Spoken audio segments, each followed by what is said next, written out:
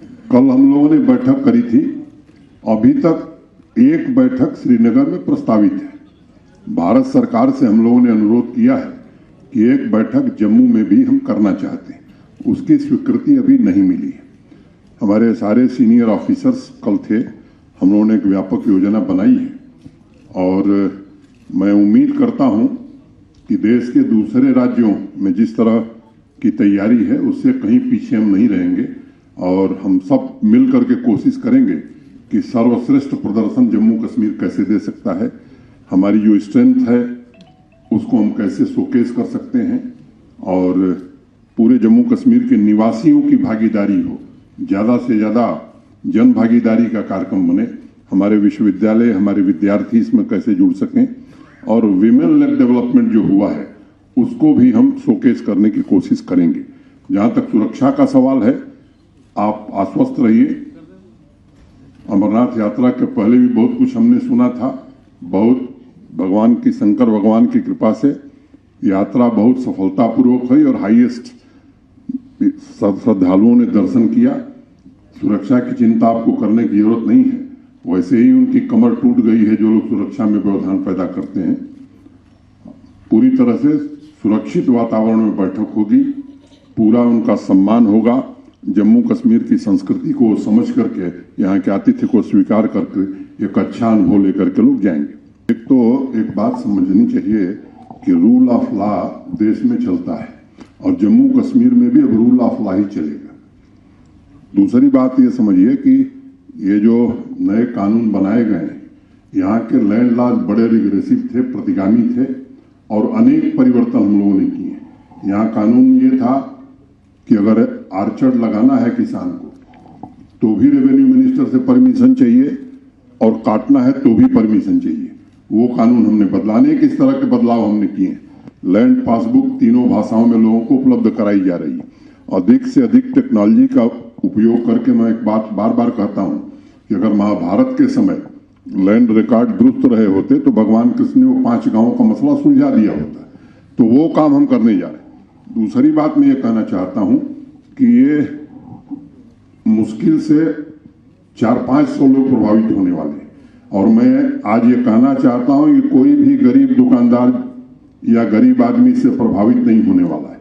हाँ, ये सच है कि 100 करोड़ की प्रॉपर्टी अगर 5 रुपए में लेकर के लोग राज कर रहे हैं तो जो सर्वोच्च न्यायालय का आदेश है, जो देश का आज कानून है, सर्वोच्च न्यायालय का सम्मान मैं भी करूंगा। पूरे देश को करना चाहिए और सबको करना चाहिए और वही कानून हमने बनाया है। देश के किसी राज्य में कोई दूसरा कानून नहीं है। कुछ लोग अनावश्यक गुमराह करने की कोशिश कर रहे हैं। एक तो जम्मू कश्मीर में कौन रहेगा, कौन नहीं रहेगा, कौन ऑफिस खुलेगा, कौन ऑफिस नहीं खुलेगा, इसका फैसला जम्मू कश्मीर प्रशासन और भारत सरकार करेगा। किसी दूसरे के इशारे पर यह काम नहीं होने वाला। वो दिन लद गए, ये आपको ध्यान में रखने की जरूरत है। दूसरी बात क्या थी? देखिए, आज स्वास्थ्य मंत्री जी का बयान मैंने पढ़ा है। जीनोम सीक्वेंसिंग के लिए उन्होंने बात कही है और किसी की यात्रा रोकने का हमारा कोई उद्देश्य नहीं है। लेकिन जब कोविड था तो उसमें बहुत सारी चीजें बंद हो गई थी। क्या स्थिति रहेगी इस पर निर्णय किया जाएगा और यहाँ पूरी तरह से राजनीतिक गतिविधियों के लिए, लोकतांत्रिक गतिविधियों के लिए सबको आजादी। बस एक ही बात पर पाबंदी है कि भारत के विरोध में कोई काम होगा तो उसे जरूर रोका जाएगा। तीसरी बात, आपने कश्मीरी पंडित और जम्मू बेस्ड एम्प्लॉइज की बात उठाई है। हाँ, ये सच है, दुखद घटना मई में हुई थी और उस समय से ये भाई हमारे हड़ताल पर थे। निरंतर मैं उनके संपर्क में था और उनकी जो लंबे समय से चली आ रही समस्याएं थी, मैंने ईमानदारी से कोशिश की कि उनका समाधान कर दिया जाए। मैं आपको अब गिन करके बताता हूं। एक, वो चाहते थे कि सुरक्षित स्थानों पर तैनाती हो जाए। डीसी, एसपी और प्रशासन के वरिष्ठ अधिकारियों के साथ बैठ करके लगभग सारे लोगों को डिस्ट्रिक्ट हेडक्वार्टर पर कर दिया गया। कुछ लोग तहसील हेडक्वार्टर पर हैं या रूरल डेवलपमेंट के कुछ हैं जो शहर में नहीं तैनात हो सकते हैं, तो शहर के नजदीक वाले गांव में किया।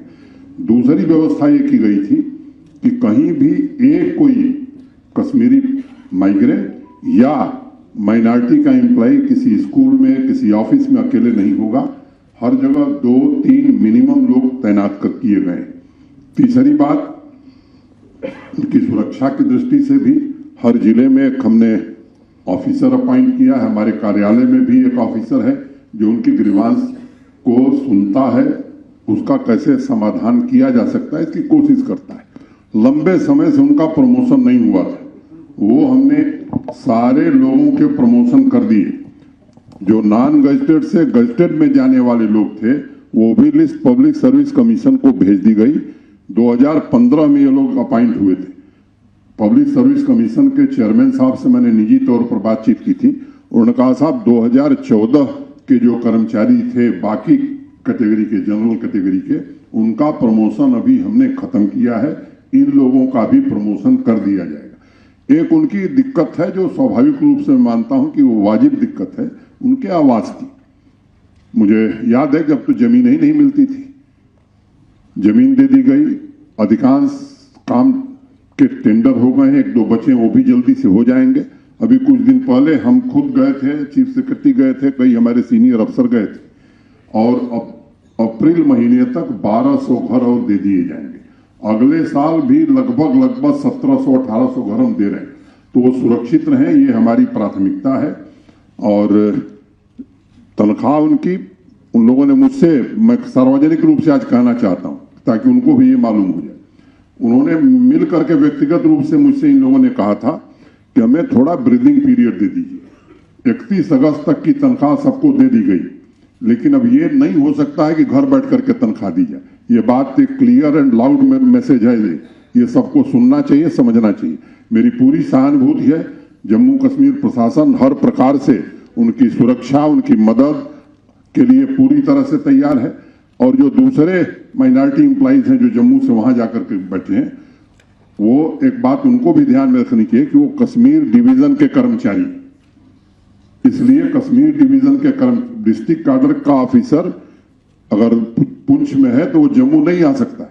अगर कश्मीर डिवीजन का एम्प्लॉय है तो वो जम्मू नहीं आ सकता। इस बात को सबको समझना चाहिए। फिर भी मैंने ये कहा कि हमारे पास कोई ऐसी पॉलिसी नहीं है। एक कमेटी चीफ सेक्रेटरी साहब ने बनाई है।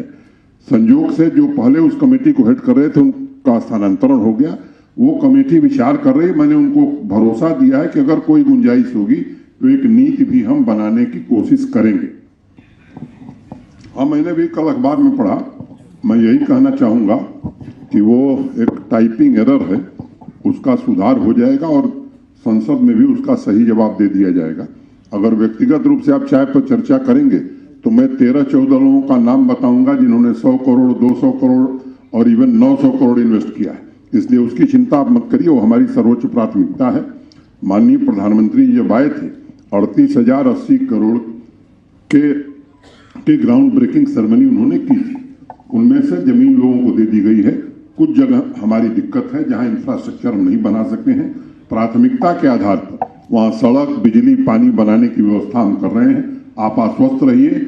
मैं आपको फिर दोहरा रहा हूं और बड़ी जिम्मेदारी से दोहरा रहा हूं, ये आंकड़ा 70,000 करोड़ के ऊपर जाने वाला है। आपको चिंता करने की जरूरत नहीं है। मैं आपको विशेष रूप से आमंत्रित करके जब बड़ी वाली फैक्ट्री लगेगी तो वहीं आपसे फोटो खिंचवाऊंगा, आपको विशेष मिठाई खिलाऊंगा। ये सब बातें पत्रकार वार्ता की नहीं है। ये एसीएस होम, हमारे पुलिस के अफसर, हमारे इंटेलिजेंस के लोग इसका रिकॉर्ड रखते हैं कि कौन इकोसिस्टम का हिस्सा है, कौन नहीं है। हाँ, इतना मैं जरूर कह सकता हूं नीतिगत तौर पर कि हिस्सा जो भी होगा उसके खिलाफ कार्रवाई होगी, चाहे वो किसी फील्ड